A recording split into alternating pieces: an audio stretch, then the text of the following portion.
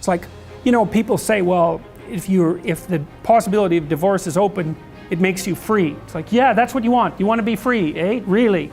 Really? So you can't predict anything. That's what you're after.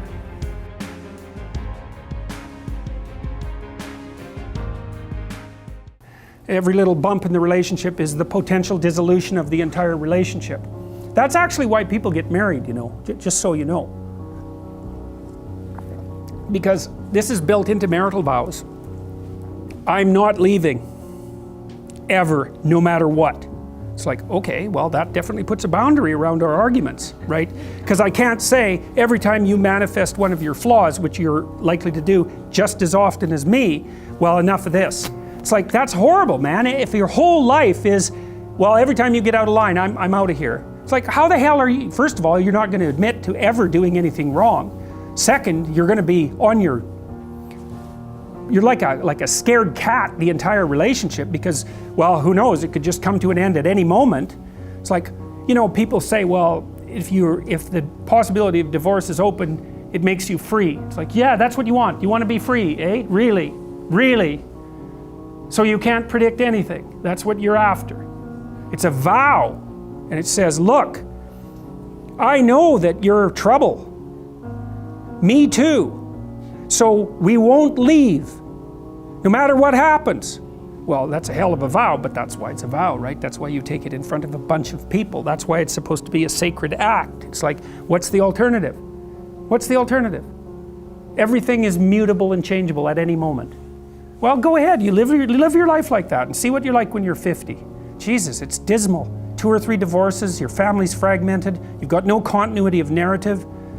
And it's not good for the kids, not by any stretch of the imagination. And so it's a form of voluntary enslavement, I suppose, but it's also equivalent to the adoption of a responsibility. If you can't run away, then you can solve your problems.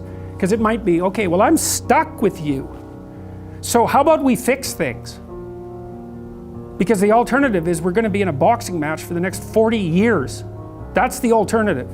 So, and you think you're going to fix problems without something like that hanging over your head? There isn't a chance. You'll just avoid them because that's what people do. It's really hard to solve problems, especially in a relationship.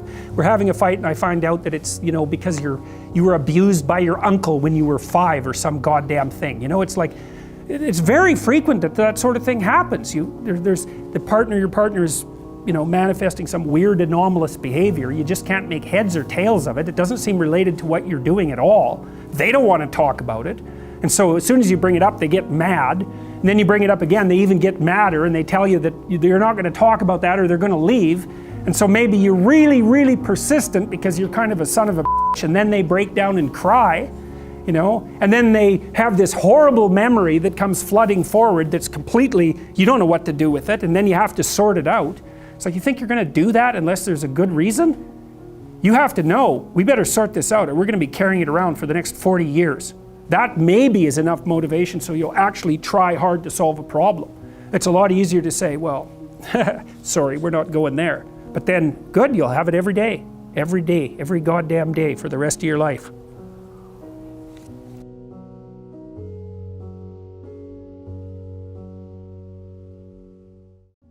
Look, I'm definitely not making a utopian case for marriage. See, there's some additional problems with divorce that people don't really grasp when they're young. Like the idea that you can be divorced once you have children, that's kind of a stupid idea, because you can't. You can find a limited substitute for your initial freedom. But if you have kids and you try to get divorced, the probability that that's going to demolish your life is very, very high. First of all, it's incredibly expensive. So one or both of you is going to come out of that poor. And your market value has declined. Let's say you're the woman who takes the kids. Your market value has declined radically. You're going to be poorer. The man, he's just as screwed because he is now an indentured servant and there's no escape from it. So it's not so bad if you can negotiate a peaceful separation, and some people can, but lots of times if you have a terrible relationship, it's not like negotiating a peaceful separation is all that easy. But if you're at each other's throats, good luck to you. I think it's roughly equivalent to having non-fatal cancer. It is not pleasant. It's a 10-year process, 15-year process. It'll cost you $250,000, and it'll tear a big chunk out of your life. And also, it will really disrupt your relationship with your kids. And you know, you bring kids into a step-parent family, they do not do as well. Step-parents are not as good parents as biological parents, and the data on that is clear. Now, obviously, there are exceptions, because there are terrible biological parents, and there are wonderful step-parents. But if you look in aggregate, it's not that easy to care for children. You need everything you can binding you to them. And if they're someone else's children, mostly they get in the way of the person that you love, right? Well, if let's say you have a child and I want to go out with you. Every second you spend with that child is the second you don't spend with me.